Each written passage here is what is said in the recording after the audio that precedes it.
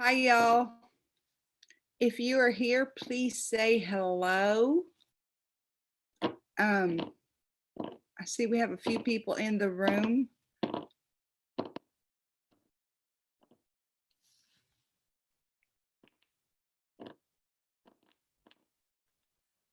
Hi, Vaughn. Hi, Joy Ball. Hi. Wow, I can't say those names. Zoibada. Gerard. Hi, Gerard. That's a name I recognize. Hi, Kathy. Hi, Carol. Noelle. Sherla. Hi, how are y'all doing?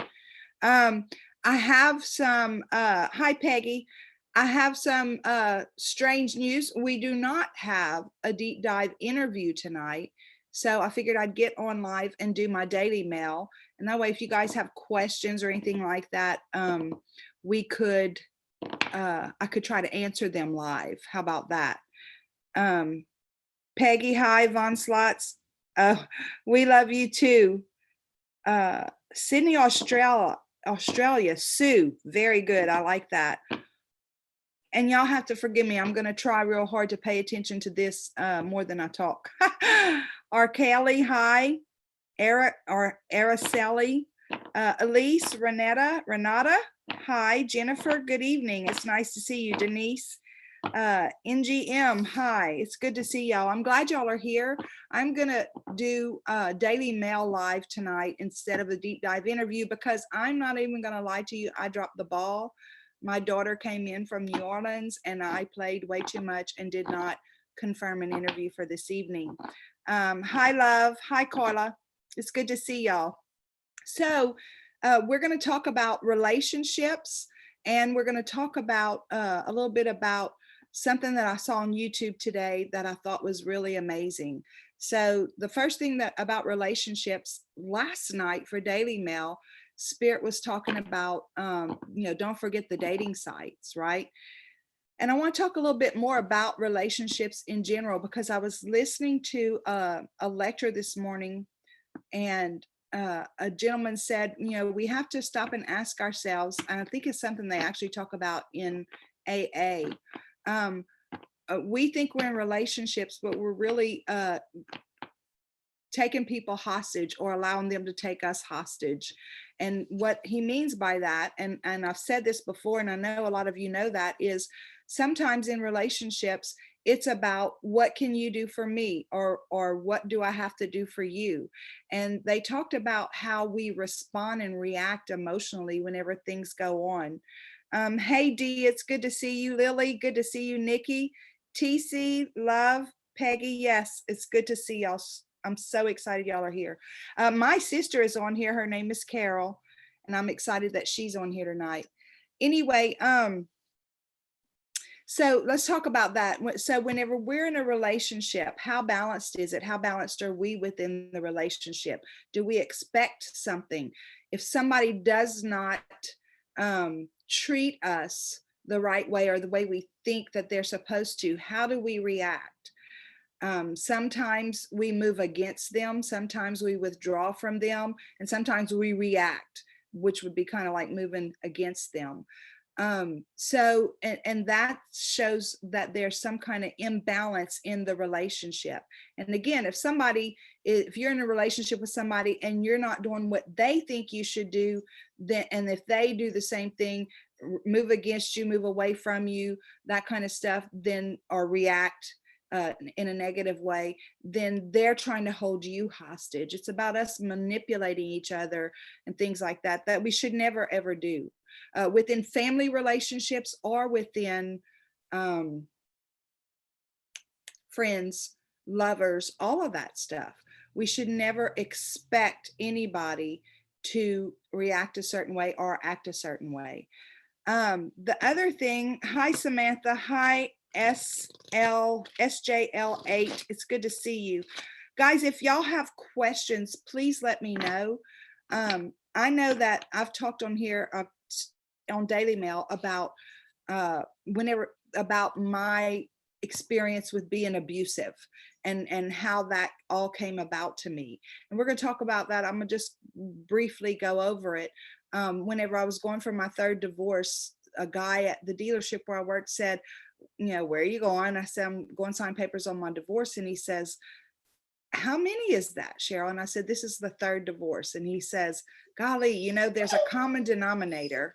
And if you go look in the mirror, you'll probably find it. You're hearing Jake. Jake is my daughter's dog, and I am dog sitting while she's out to dinner with her dad. Jake, come see, baby.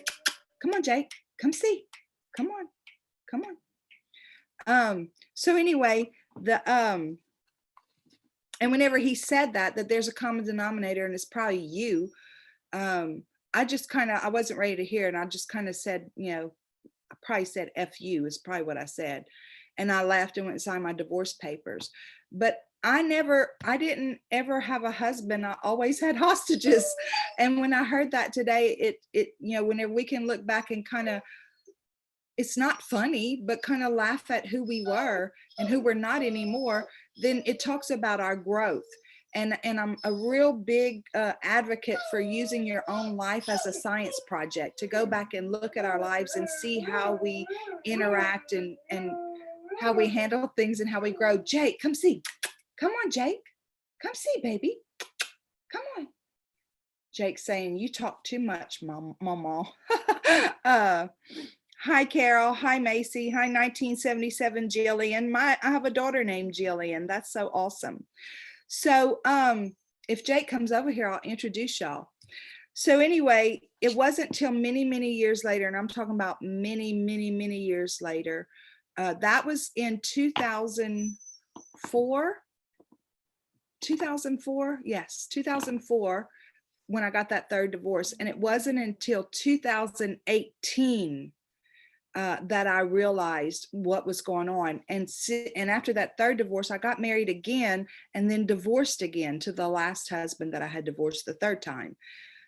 So I'm driving down the road and I'm asking God to show me something, and I'm missing this first husband. And all of a sudden, Spirit opens up this little like movie thing in my, Jake, where are you going, baby? Come see. Come say hi. You want to say hi? Huh? You want to say hi? Jump up here. Say hi. Come on. Come see. Look. Say hi. Say hi. This is Jake. Hey. Okay. Now go play. That's enough. Okay. Okay. I know. Okay. Go play. Okay. Go play. So Jake is big, and I'm not accustomed to dogs in the house. But anyway, so I'm driving down the road and I'm crying. I'm begging God to help me understand about these relationships. And basically what God said to me was, you know, Cheryl, you were never abused. If there was ever an abuser, it was you. And he walked it out for me. And some people say, you know, yeah, Jake's jealous. That's funny. Hello, Jake. They said, hello, Jake. So anyway, yes, Jake's beautiful. So anyway, and this is the type of thing that Spirit, if we ask Spirit a question, they care about what we care about. So if I'm wanting to say, what is going on in my life? Why is this? There's a whole lot more details to it. But the point is, when I gave that message, or I repeated that to a friend of mine, she says, man, that must have been hard to hear. And I said, you know, it's hard to look at yourself and say, this is me. I'm the one responsible. It's hard to look at yourself whenever there's something about yourself that you're not liking.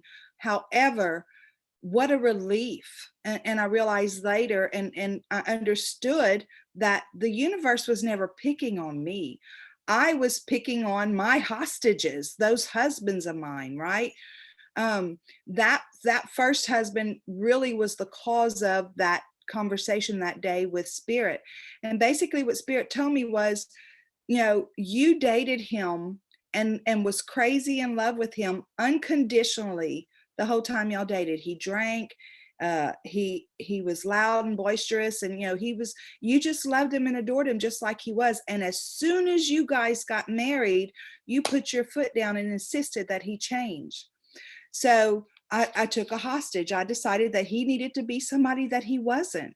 And so so whenever we look at ourselves and how we interact in relationships, and let me tell you, I'm not perfect at it. My sister Carol's on here. I gave her a book to read, a manuscript. I'm writing a book, and it's like she texts me or calls me or something like that, and she doesn't even mention it. And I'm like, well, are you reading the book? You know, so like I'm expecting her to respond and react in a certain way. I'm not upset that she doesn't do it. It's just like there's that ego inside me that I want to know, right? I want to know what's going on. And I'm wanting her to read it. So I'm expecting her to do something for me. Anyway, okay, so great validation. Oh, how precious. Yes, love, very precious. Hi, Mel, thank you. Yes, great validation. So when we can receive a message like that from spirit and say, okay, I take responsibility. Now what do I do to change it? And then spirit can begin to heal those things in us. So now let's talk about healing those things in us. I watched a video with GREGG BRADEN right after that lecture that I listened to earlier. I watched a video with GREGG BRADEN, who I absolutely adore. And I'm gonna put the link to the video in the replay, in the description for the replay, so that you guys can go click on it and watch it. Because basically what he says is, the way the universe works, you know, everything is circular, secular. Everything goes in cycles, right? And we talk about that sometimes in our readings.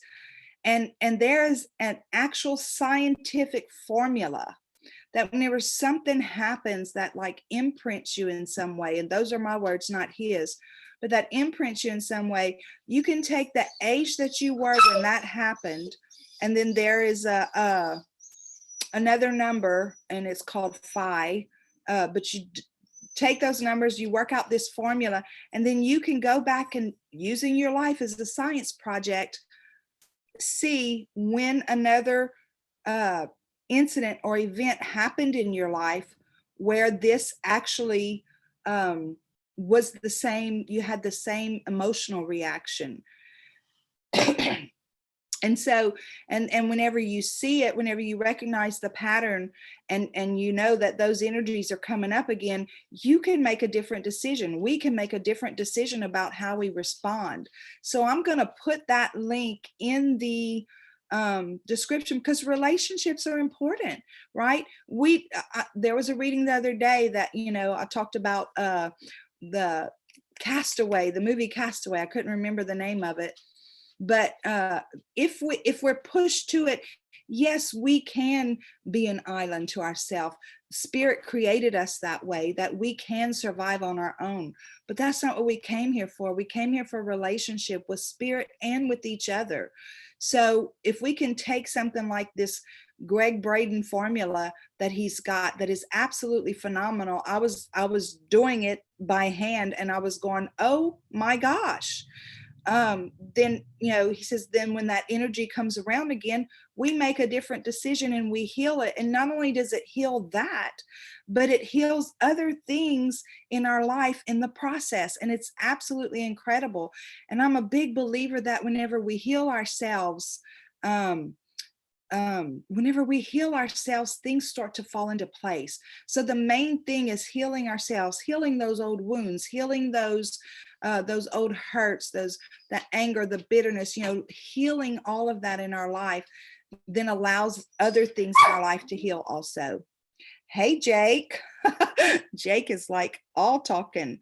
Yes, I love GREGG BRADEN. He is absolutely phenomenal. Carol says she is reading it. Lily saying, someone once said to me, look at the patterns with my relationships. I didn't understand that then. I seen and learned in the hard way, and have still learning, but I see it now. Yes. And Lily, that's the whole point, is that whenever we can see it and identify it, I'm not kidding y'all. The first time I ever went and sat in a psychiatrist's office or a psychologist's office, and he could have been a licensed practical therapist or whatever it's called. But my first husband and I went in and talked with him, trying to work on our marriage. And the man was asking me questions, and he said, how long have you has your family always operated in this dysfunctional manner? And I said, what's dysfunctional? I didn't even know what the word was. And he said, so he explained it to me. I was so excited. I felt so much relief that I wasn't, I wasn't crazy. There were patterns and habits that I brought with me from growing up, and all that stuff. And so I go and I call my house. Now I'm living in San Antonio, Texas, and my mom and dad are here in Louisiana. And I call, and the operator says, my sister, the baby sister, answers the phone, and the lady says, you have a collect call from Cheryl, will you pay? And she says, yes. That was way back in the 80s. So, we didn't have cell phones and stuff. Anyway, so she says, yes. I said, you are never going to guess what I found out today. We're dysfunctional. Isn't that great? I was so excited because I had a name for it. I could understand it. And it's like, when you can understand it, when you can identify it, you can address it. But until we can identify it, and I'm not saying sometimes spirit won't just, have grace and take things away from us, but really and truly, guys, if we can look at it and identify it, then we can address it. And I really feel like it's important for us, more than anything, to look inside. If we're having turbulent relationships, if we're having situations where people aren't respecting us, are we respecting ourselves? That's a good question. Where people, we feel like people are being abusive, we're playing the blame game. Are they responding to us because our mouth is abusive? I never hit him. Whenever spirit told me, if there was an abuser, it was you. Abuse is about power and control. And girls, I'm gonna be hard on us. And let me tell you something. I am not in any way, shape, or form trying to make light of domestic violence and how horrible it is out there. But there are some women out there, very strong women like me, who use our mouths in a way that is hurtful and controlling. And that's what abuse is about, power and control. And that's basically what spirit told me. I demanded that he change and be somebody that he wasn't, when before we got married, I loved him unconditionally, just like he was. It didn't matter. Nothing mattered. And as soon as we got married, I was trying to take control over his life and who he was going to be and how he expressed himself. So, okay. So agree, through relationship, we learn so much about ourselves. We do, if we allow ourselves to be honest with us. A friend of mine, very good friend of mine, once told me, Cheryl, you have a trickster mind. I can take anything and turn it around to where I'm not the one at fault here. I can do that with almost anything. So, and that's what she was saying. And it's good to have people like that who speak into our lives. But I tell you what, if she had told me that 10 years ago, she probably wouldn't have been my friend anymore. I probably would have been PO'd at her and never talked to her again, because she was trying to shift blame to me. So yeah, through relationships, we do learn a lot about ourselves. That lake may be frozen beautiful from the window. I don't know what lake you're talking about, Mel. Jake has a lot to say. Yeah, Jake does have a lot to say. When we take responsibility for our choices and forgive it all, yes, we have to forgive it all, because let me tell you, after spirit showed me that, that's a very good point, Dee. Thank you so very much. We can take responsibility and actually consume it and let it turn into guilt, which I did. Before I accepted it as responsibility, I really held on to the guilt of it. And because he was deceased, he had been deceased for, well, he died in 2008. This is 2018. And because he had been deceased, there was no way for me to make it right with him. So that was the very first time, after months and months and months of grief and guilt, and I mean debilitating guilt, I was finally pushed, my soul, I guess, pushed me to go seek out a medium. So that was my first ever experience with a medium, and I was able to make peace with him. right? I was able to make peace and put it to rest and release the guilt. We do have to release the guilt. We have to forgive ourselves and we have to move forward. Responsibility and guilt are two very different things. I used to be a control freak. I have mellowed, sometimes catch myself, but life is a work in progress. SJL8. Yes, me too. I was a huge control freak. Okay, the late comment was meant for somebody else. Thank you, Mel. Richard, in order to heal, we have to go, I'm in order to get out. We have to go in order to get out. Yes, we have to go in order to free ourselves.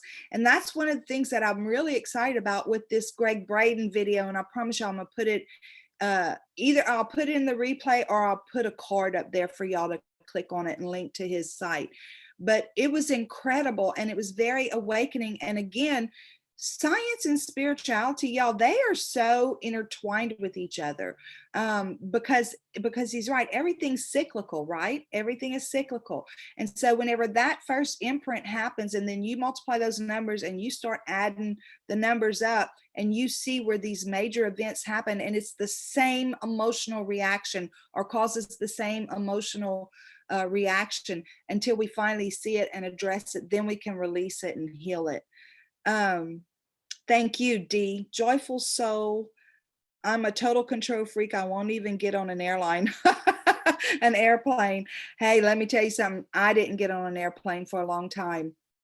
And whenever I finally did, I was scared to death, but I don't like to fly at all. Guys, do any of y'all have any questions? I'm going to pull an energy card for the group. And I'd like to answer some questions if y'all have questions. How do you feel about mediums? How do you feel about tarot? Whatever your questions are. Nothing like, I'm not going to do personal readings. That's not what this is about. But if you have questions that, you know, you just wonder what Cheryl thinks about that or whatever, let me know in the comments if you do have questions. I'm going to pull an overall energy card for this group. There's 74 of you guys watching. I'm so excited about that.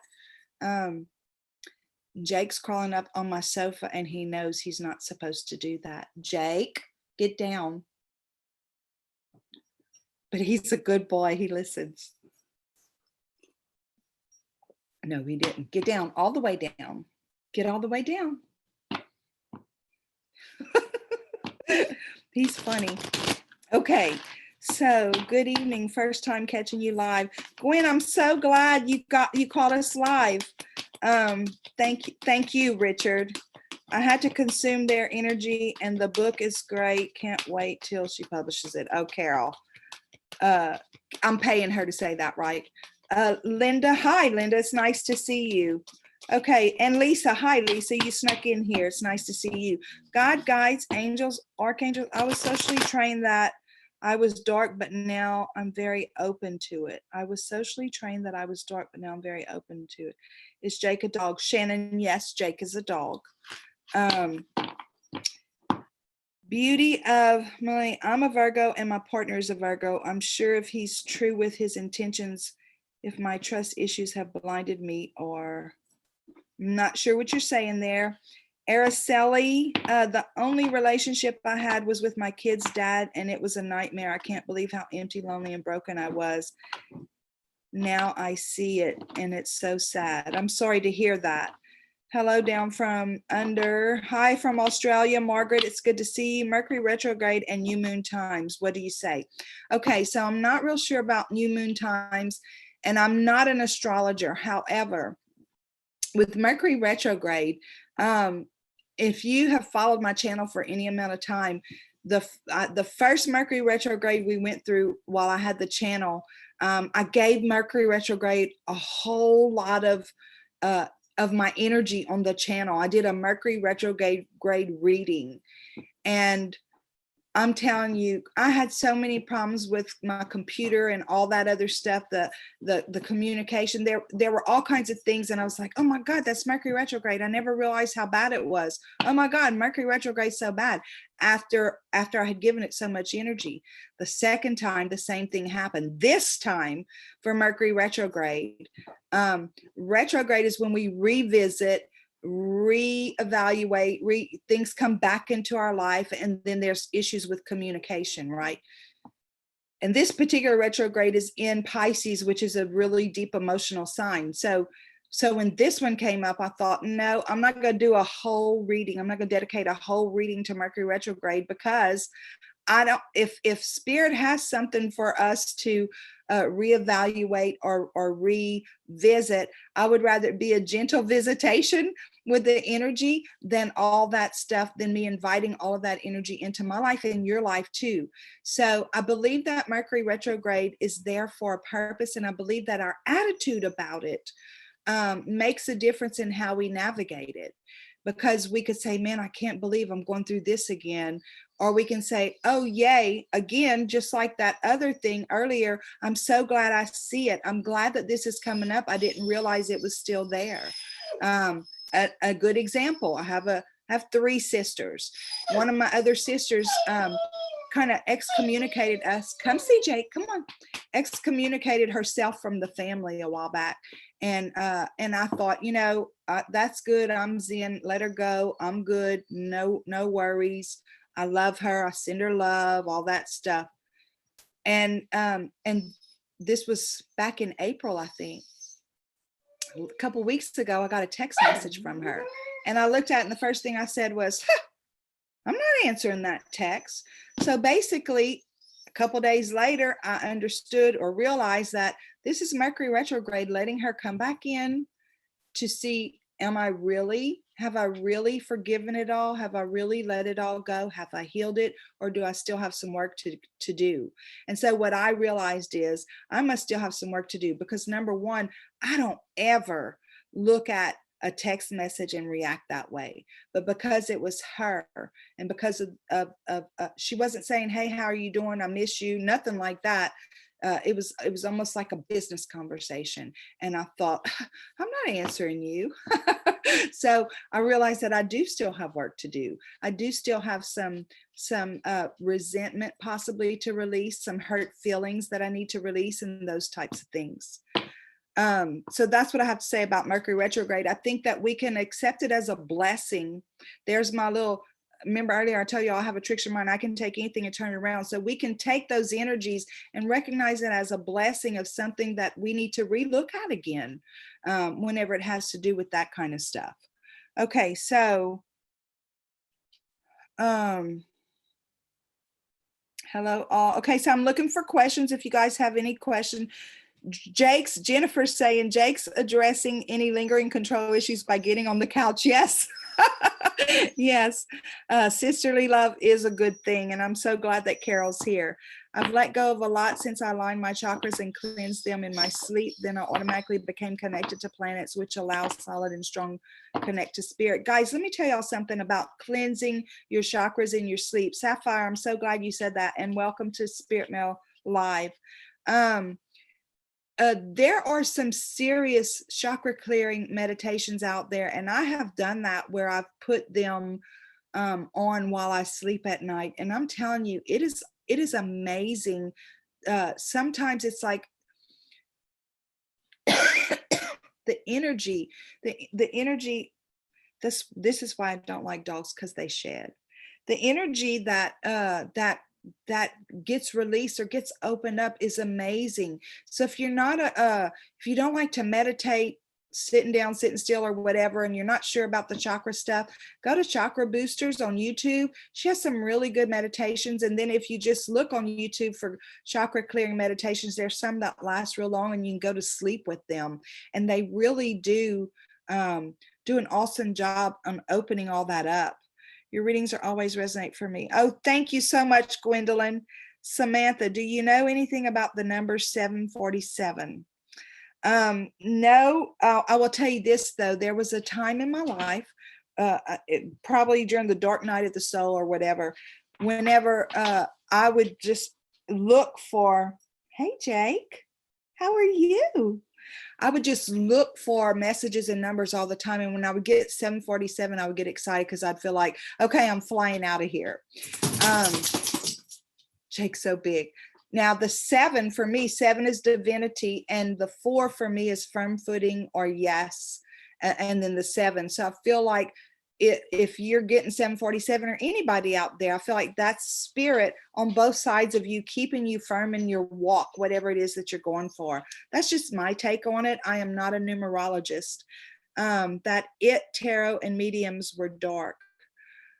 TC, oh, they were saying that tarot and mediums were dark. Yes, we've had conversations about that too. I come from a Christian background, so there have been times whenever I have one sister, that my oldest sister, she's like, she's praying for my soul. She's really worried about me. She thinks that this is evil, and she's really concerned for my salvation.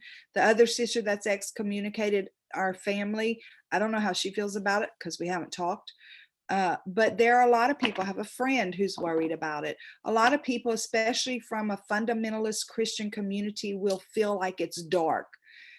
There's a scripture in the Bible that says that God will take what Satan meant for evil and turn it to good for those who love him.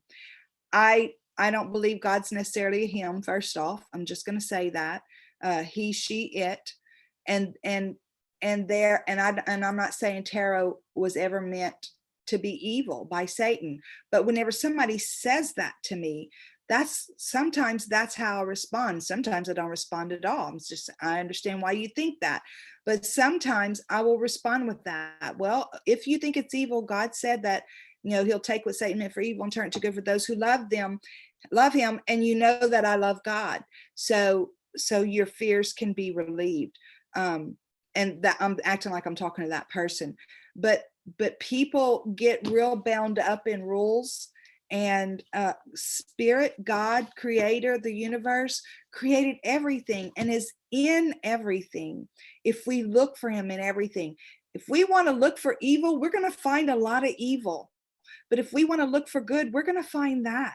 My goal when I started this channel was to bring clarification, confirmation, and validation through spirit. Let spirit work through me and use these cards to bring you guys clarification, confirmation, and validation. And I feel like that's pretty steady where spirit stays with most of the messages. So spirit's gonna bring to us what it is that we're looking at.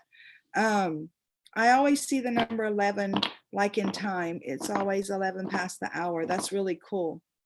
I'll have to go back and look on Virgo, and things are going really well, but lately I'm finding some obstacles. Okay, guys, I'm just gonna, because the comments are backing up, I'm gonna look for question marks. So if you have a question, put question marks before and after your question so that it'll catch my eye, please. I've been seeing so many numbers lately, it's overwhelming. Does Jake need to go out? No, Jake doesn't need to go out. I brought Jake out just a little bit earlier. Jake's probably missing his mom and wondering where she's at. She actually left earlier today to go have lunch with her older sister. And then she was going to see a friend of hers, and then she was going to have dinner with her dad. So Jake's been with Mama all day long, but I did bring him out right before we started the reading, so Jake's good. Let's see, does Jake need to go out? Richard, I'm not pulling cards for personal readings. I'm sorry. But if you have a question that you think would benefit the entire community, I'd be happy to do that. Hello, everyone. Blessings from Philadelphia. Thank you, Dimples. It's good to see you. Luna, it's good to see you.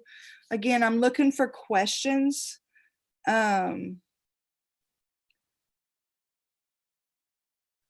Whoa.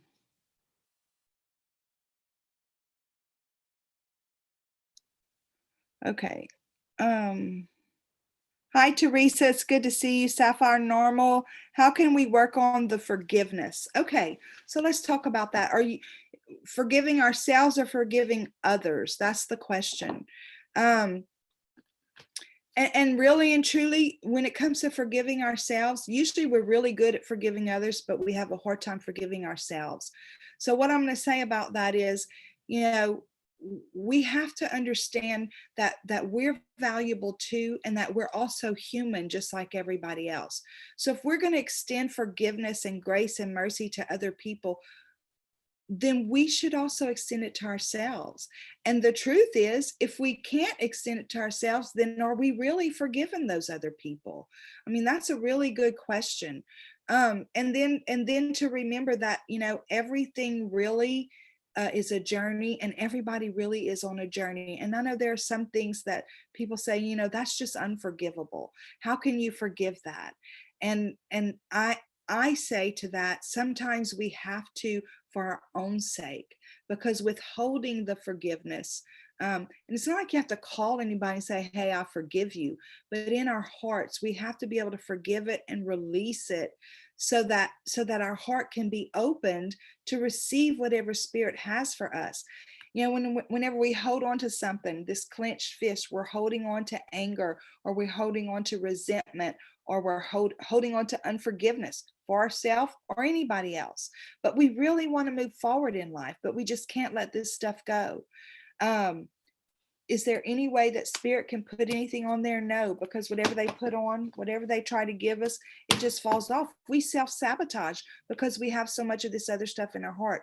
But when we can release it, right, then what spirit gives us sticks, because our heart is open.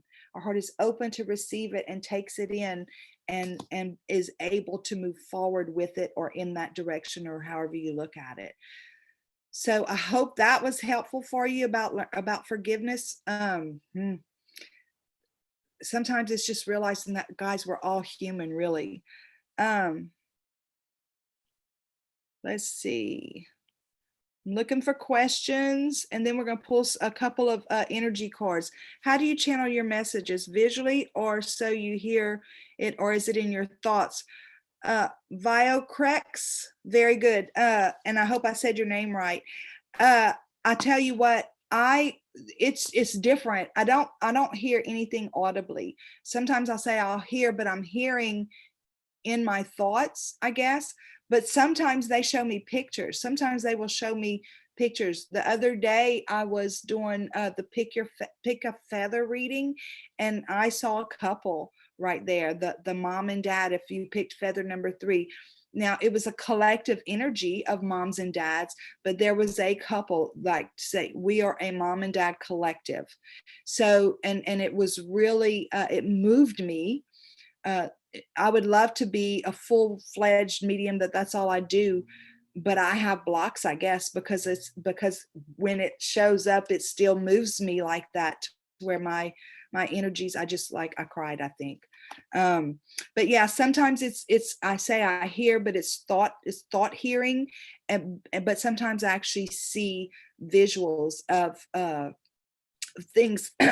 And the way that I came into it, or was taught about it, was that whenever spirit gives me a picture of something, whatever they're showing me a picture of that's not necessarily for the person that I'm reading for, but the picture, it's what does that picture represent to me? Because it's whatever the representation of the picture is, that is the message, not necessarily the picture. And I hope you understand that. I hope I expressed that right. I hate when I say, I hope you understand that, because that makes me feel like I'm saying you don't understand anything. I know y'all are smart out there. I do know that. Just sometimes my words don't come out right. Hi, Jude. It's good to see you.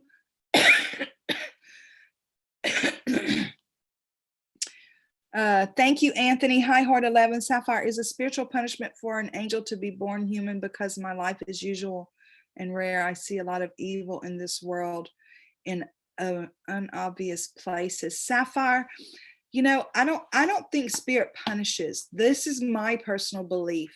I really don't feel like spirit punishes. I think sometimes our energy or vibration can be low, that these energies can come into our experience.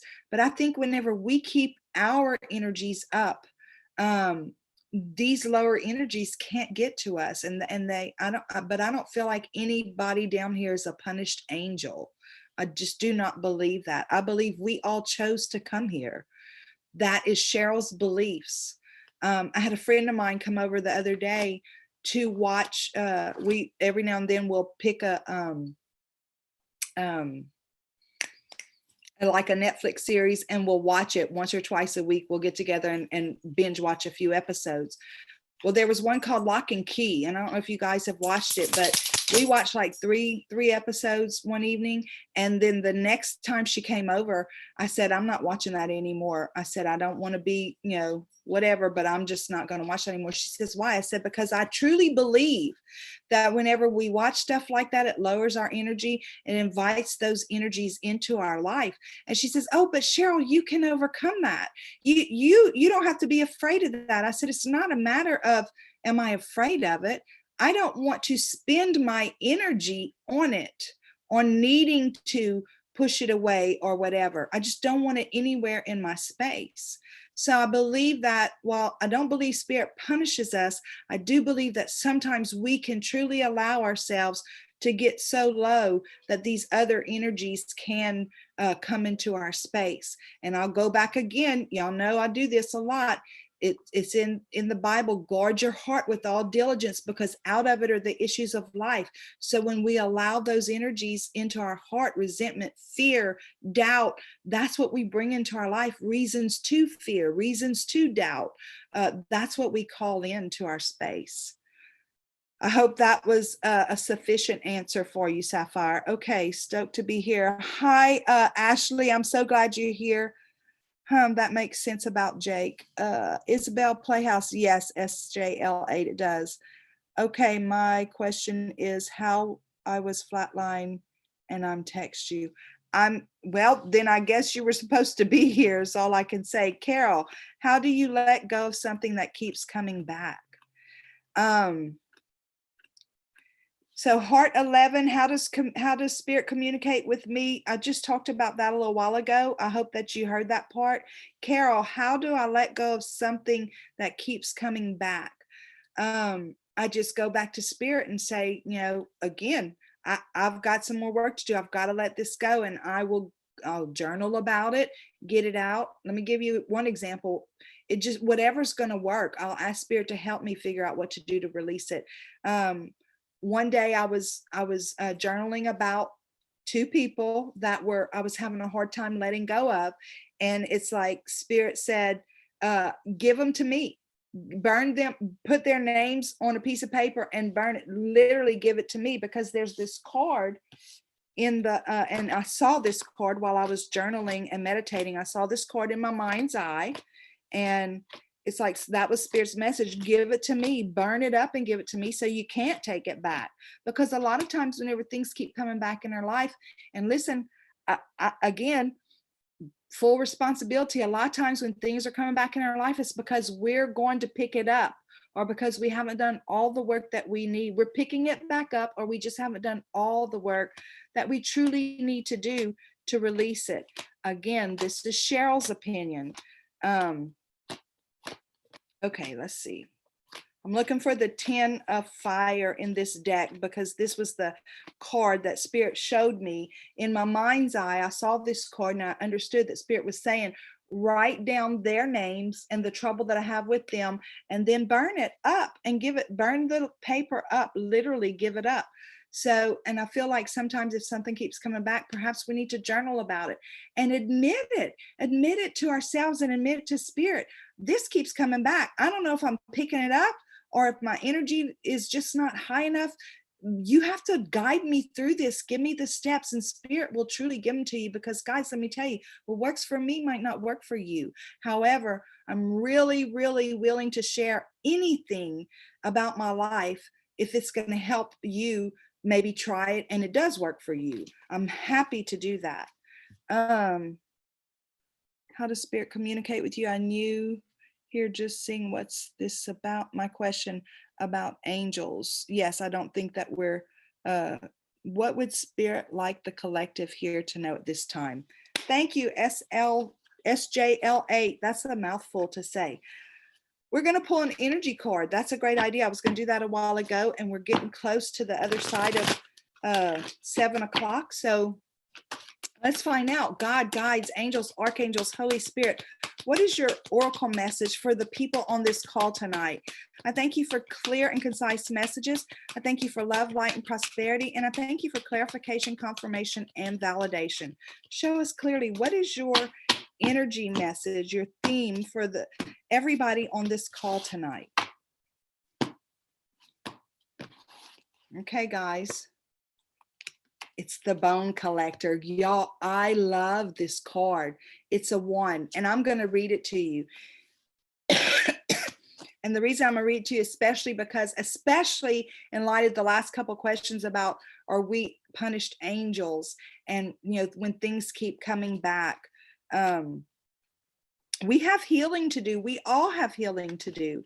And you know, healing is kind of like brushing your teeth.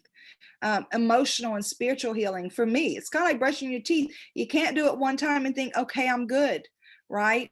Because energy fluctuates. Energy is fluid. It's constantly up and down, and we are affected by that. So again, back to whoever asked about the Mercury retrograde, when it revisits us, perhaps there's just a little bit more we need to release, right? So the Bone Collector says you are whole and have everything you need within. That's basically how we started this out. Remember, I said relationships are so important. However, Spirit has gifted us with absolutely everything that we need to live on an island if that's what we have to do. That's not what any of us want to do. But for in some cases, I'm gonna go back to in June of 2018. I took myself off the dating market because I realized after that conversation with Spirit, no, it's actually after that I had that conversation with Spirit, but I realized that there was something wrong with me because too many relationships, too many marriages, all that stuff. Maybe that guy at the dealership was right. You know, all these years later, I still hear his voice. There's a reason for that. Whose voice do we still hear? So, you know, being on an island, being by ourselves, sometimes it's necessary for us to do the healing that we need to do.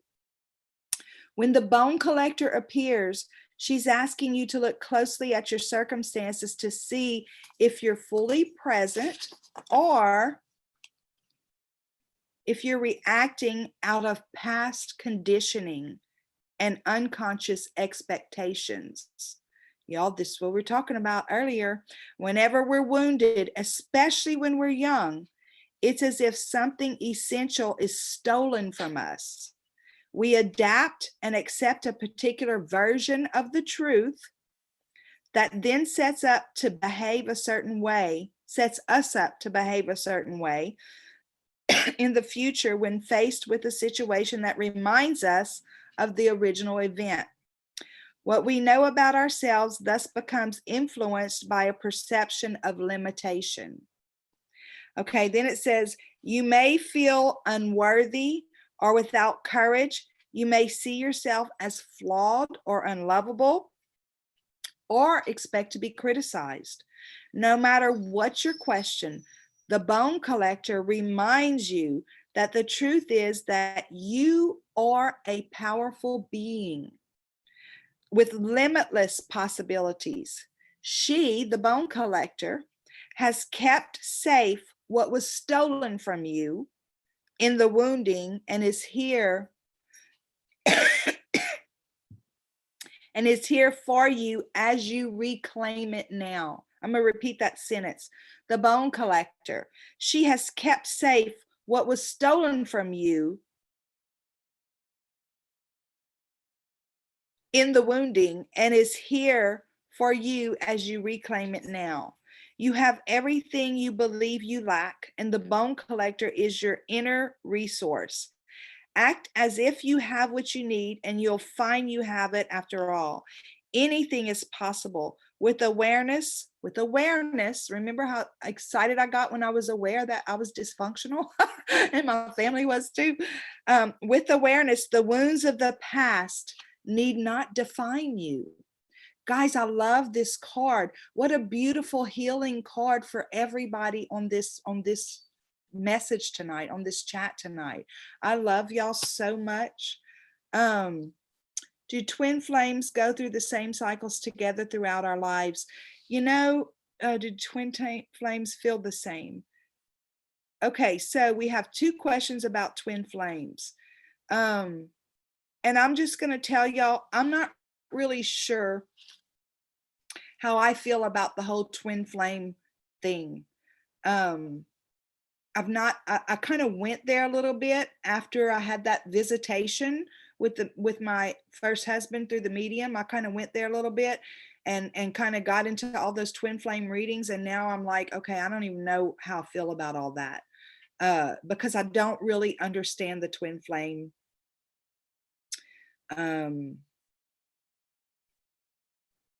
Not the different people have different ideas about what it even is. So I feel like if you're in a healthy relationship,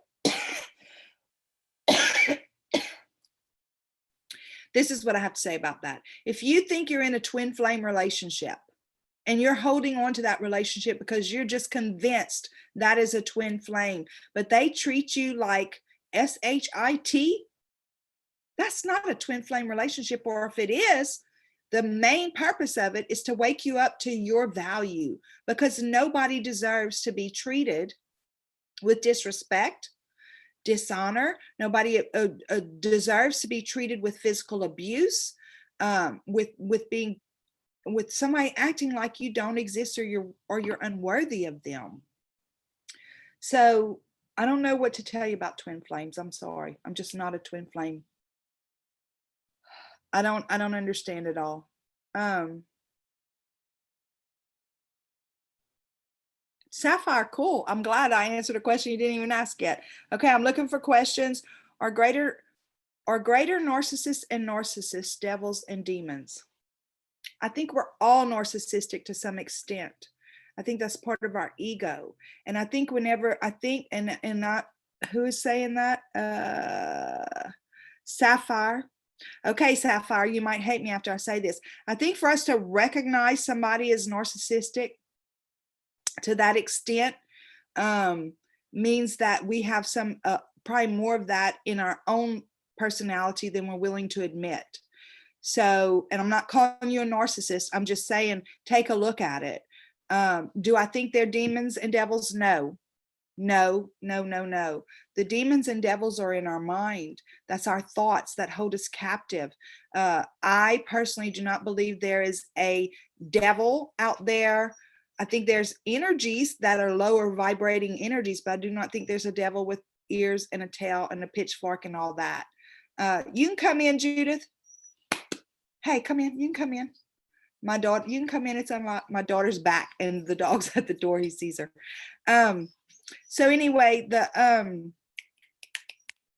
don't believe in devils and demons. I think our thoughts bring us into lower vibration energies that can cause us harm or getting stuck in our life and stuff like that. I'm so sorry about that. Besides my question, so Sapphire, I hope that's okay. Wow, I just got chills. Vile cracks. I hope you got that whenever I was reading that card, because everybody, y'all are so valuable. Besides my question, you're awesome 100%. How old were you when you've become so spiritual? How old were you when you've become so spiritual? That's a very good question. I'm gonna try to say your name, Fadua. I don't know, because I'm gonna tell you this. From the time I was a little girl, I loved. My very first memory that I can recall is whenever I was at the bus stop going to school, my first day of school, and the bus drove up. I was with my big brother and my big sister, and there were some boys hanging out of the back end of the bus, and they were hollering at my brother, calling him names, and they like faggot, because my mom had him in dance classes. Well, I didn't have a clue what that word meant, but I knew whatever it wasn't good. I could feel their energy. I could feel it wasn't good. I threw my book sack down, stomped my foot, and crossed my arms and said, "Leave my brother alone. You're being mean." And I stomped off to back to my house. I didn't even go to school my first day of school. But so, because I think spiritual, I think spirit calls us from our heart. let me see if I can make sense of that. I think he tugs at our heart, spirit, he, it, she tugs at our heart to call us back to love, because I think that's what spirit is, love. So I think whenever they start tugging at our heart, that's our first taste of spirituality, because it's a feeling, it's a tug that we don't understand. Now, from that time, it probably wasn't again until I was 12 or 13 years old. And I heard my friends talking about Jesus, and they were talking about all the stuff that they were learning at catechism about how Jesus healed the sick, and he fed the poor, and protected the sinners, and all that other stuff. They were talking about all the wonderful things that he did, which was when I fell in love with him, because I could feel the love of him and from him. So again, that was love tugging at my heart. And so my spiritual journey went from first grade, first day of school there, to then in junior high, getting into religion, and then a lot of years in religion and struggling because I could not reconcile the religious teachings with the Jesus I was reading about and the God that I was experiencing in my own life. Because let me tell you something, I was never good enough to truly go to heaven according to the way that the church teaches it, or the churches that I was in anyway. I'd have never made it there. But again, the personal relationship that I had with spirit during those times whenever I was laying on my bathroom floor in a fetal position crying, I was a single mom at the time, just crying out, not knowing what to do next. How was I going to feed my daughter? How was I going to get her to be able to live with me? All this stuff. And I literally felt, and I know spirit has no arms, legs, penis, vagina, nothing like that, that genderless, but spirit will form itself in whatever way it needs to get our attention. I could literally feel the energy of arms being wrapped around me, and I could feel love and acceptance and tolerance. So those types of things would not allow me to believe in the way that church teaches about God or Jesus even. So, because nobody can tell me that the only way to get to the Father is through Jesus, the man that I saw, the Christ that I saw walk through the Bible, there's no way that man would come back and slice millions of people out of heaven. Anyway, I can go on a real rant there, but I am very grateful for my time in the church. I'm very grateful for my time in religion, because I believe it gives me a unique understanding of how a lot of people feel trapped. We feel trapped because of the culture that we've been brought up in. So I'm grateful for understanding that, for truly walking through it so I could understand it on this side of it. Because let me tell you guys, Spirit loves you so much that spirit does, through this bone collector, through your spirit guides, your angels. We're all sent here with the team. Spirit loves us so much that they do save for us that joy from the time, whenever we first decided to come here, whenever we made that decision to come here, we were excited. Right? So like that joy that we had, they've saved all that for us. And whenever we get to that journey where we're healed, where we're healing ourselves, we find more and more of that joy inside of us. So I am grateful for everything that I have walked through in that journey, even through the I'm sorry, y'all. Even through the years and years of religion with the rules, thou shalt nots and all that stuff.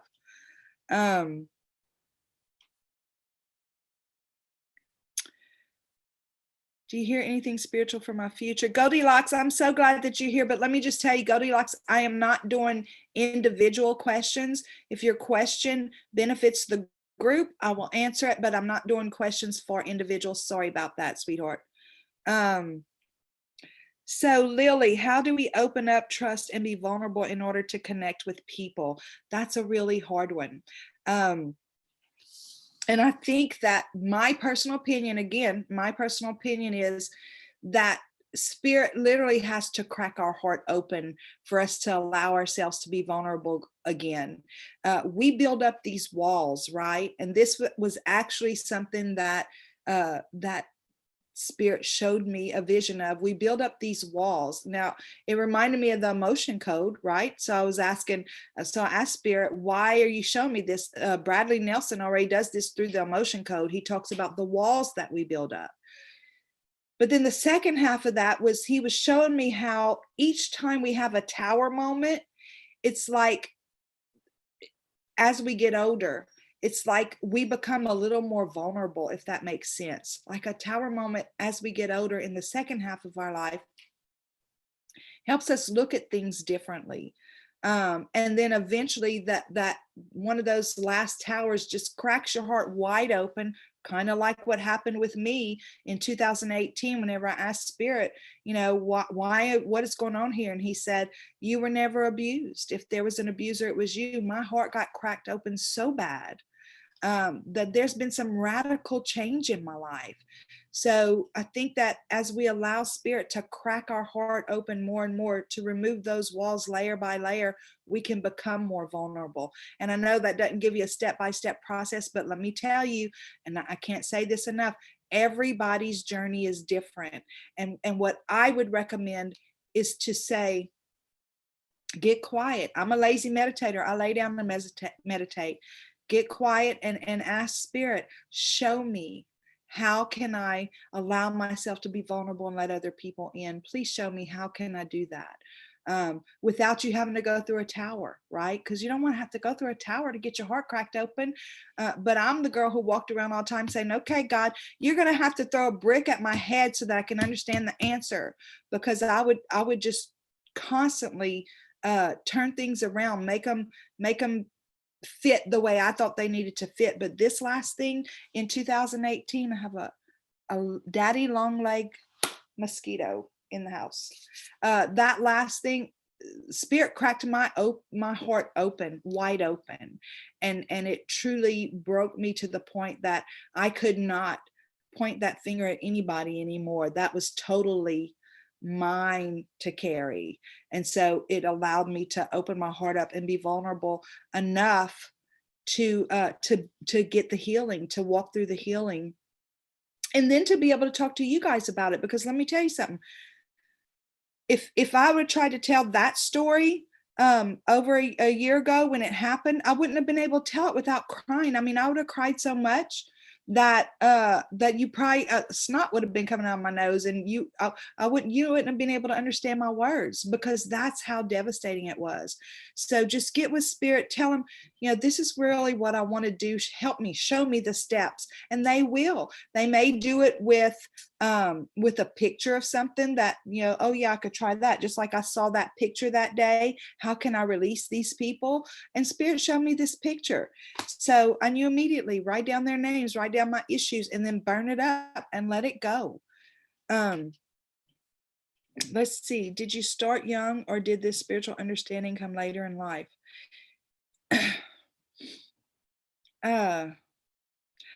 You know, I really feel I'm going to answer this question and then maybe two more, because we're over 7 o'clock. But I really feel like it's not something I'm answering.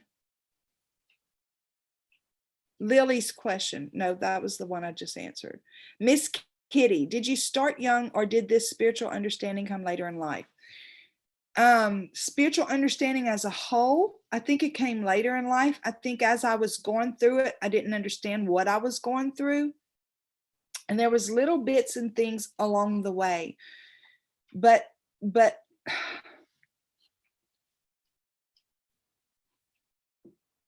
okay, I'm gonna share something very personal. Judith, are you in here? Yes. Come say hi just so they can see you. Judith's gonna come say hi real quick. Just poke your head in and say hi. Judith's here from New Orleans. Hi. Okay, thank you. And thank you for keeping Jake quiet. Jake came and climbed on my lap a while ago. I know, right? Okay, so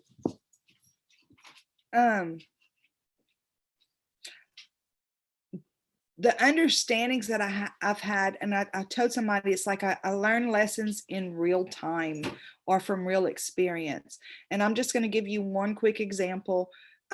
Whenever I got saved, I was 16 years old. I started out at catechism when I was in junior high with my friends talking about Jesus. When I was 16, I got saved.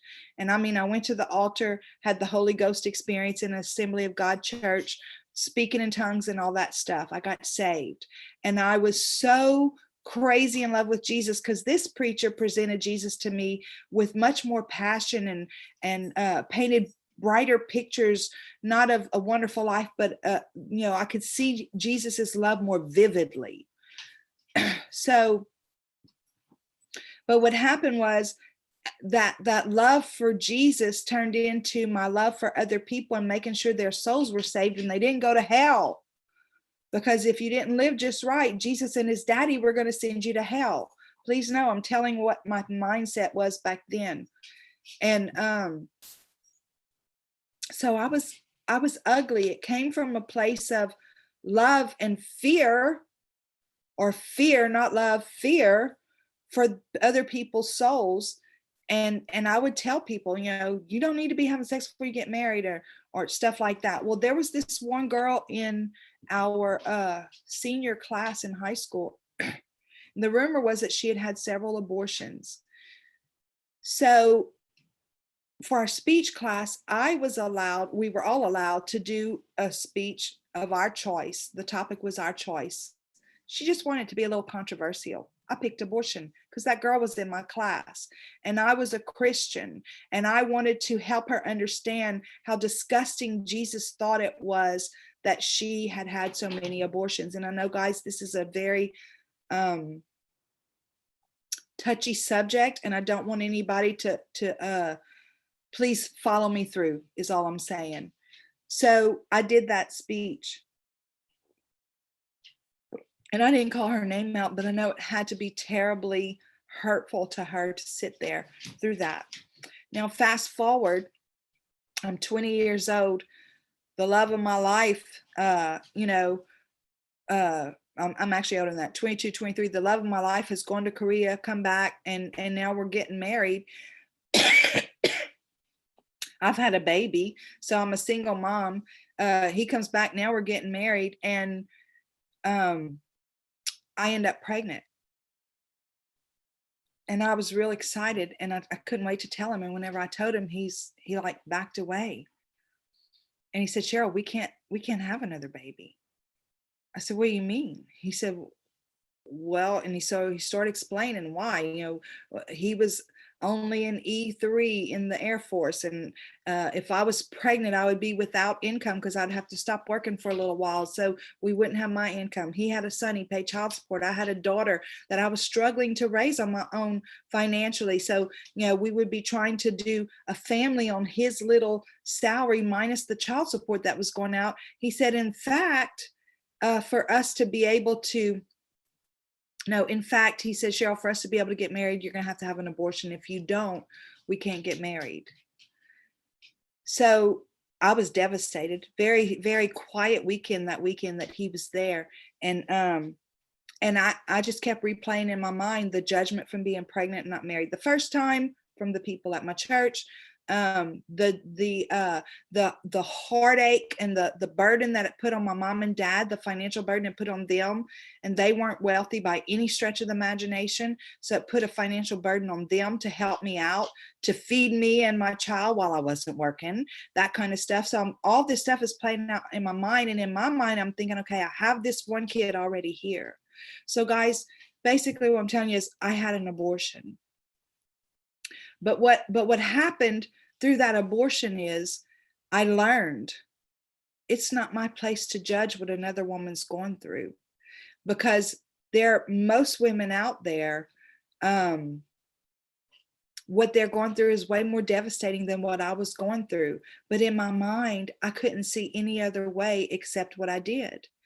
And I have a book on it. It's on Amazon. It's Let's Have a Conversation About Abortion. It's a little tiny pamphlet. And there's You can do it on an e-read, but it tells the big old long story about it. It goes into detail, and it tells the after effects about it, because whenever years later, I had married that guy, we got a divorce.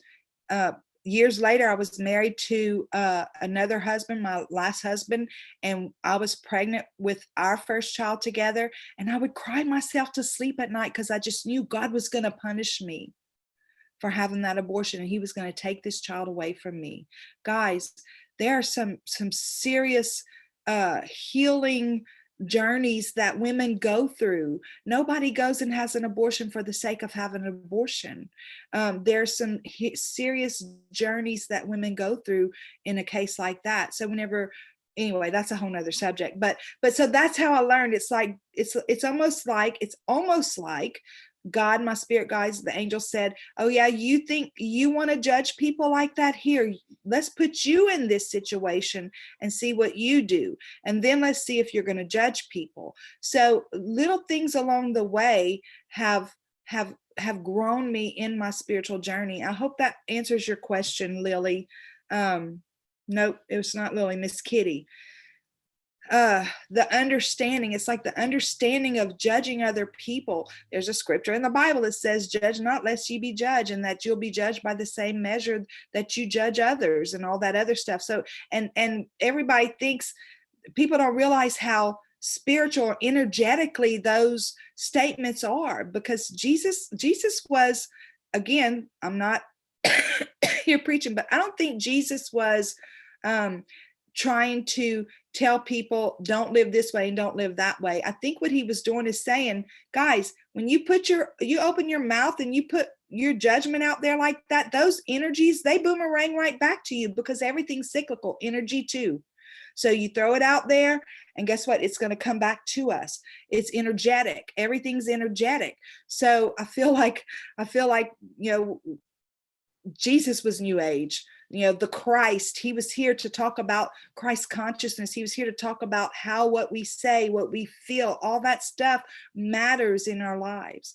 So yeah, so I feel like my spiritual journey has been bits and pieces, and the understandings have come at different times in my life.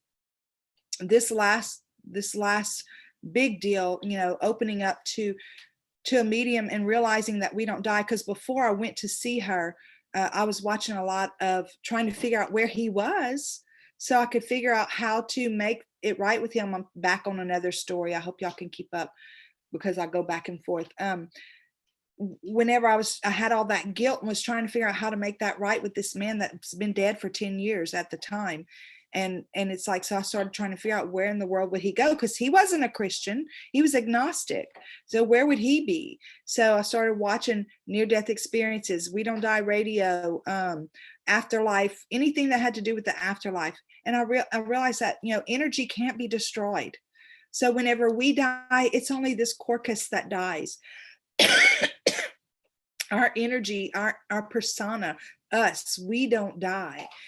So that was a huge awakening for me. And anyway, it's little bits and pieces along the way. As far as the tarot, if that's what you're asking about, tarot, that came very naturally. And I think it's because I started that probably in June or July. I did my first YouTube video with tarot in August the 5th. But I think that of 2019, I think that the reason it came very naturally looking at these cards is because I have walked around my house talking to God, the creator, the universe, whoever it is. I mean, I've had these conversations for years like that, just like I'm talking to you. That's how I talk to God. And then sometimes I'll sit down and journal. If there's something that I'm really having a hard time working through, I'll sit down and journal actually journal every morning. But anyway, and then I'm a lazy meditator. I go to sleep and ask God to just show me what it is that he needs to show me. So if we feel stuck, gosh, Araceli, I hope I'm saying that right, Araceli. If you feel stuck, the best thing that I can tell you to do is change your pattern. Like whenever you get up, if the first thing you do is go start your coffee pot, instead of doing that, go to the bathroom first, go wash your face first, just interrupt your pattern somehow or another. And then when you meditate, ask Spirit to give you other ideas about how to feel unstuck whenever you're on your way to work. If you normally take a certain route every day, cut a block out and go a different route, go a scenic route instead, leave a little bit earlier, just go for a drive and look at the landscape, and whatever. Interrupt your pattern, physically interrupt your pattern, and ask Spirit to continue to guide you in other things. Okay, so guys, that y'all, there's so much in here, and I'm sorry, we are already a quarter after. And so the very last question: have I read Many Lives, Many Masters? Yes. Viocorrex. Yes, I've read Many Lives, Many Masters. I encourage anybody to read that if you have a question, especially if you're grieving the loss of a loved one. Many Lives, Many Masters really helps us to see that that life really doesn't stop for us. But guys, I love y'all so much. I really do need to cut it off. We're at an hour and 17 minutes. I love y'all so much. Thank you for doing deep dive with just me. I love the engagement here on the channel. I wish that I was better at answering all those questions. Joel Bell, anybody who didn't get a question answered, I'm going to go back through and I may do a post in the community page answering those questions. I'll try to do that. I'm not going to promise I'll do it tonight because my daughter's leaving tomorrow to go back to New Orleans. So I'm going to spend time with her. I love y'all so very much. Thank you for being part of the Spirit Mail community. And until next time, everybody go out and have a super duper day. Love y'all so much. Okay. Bye.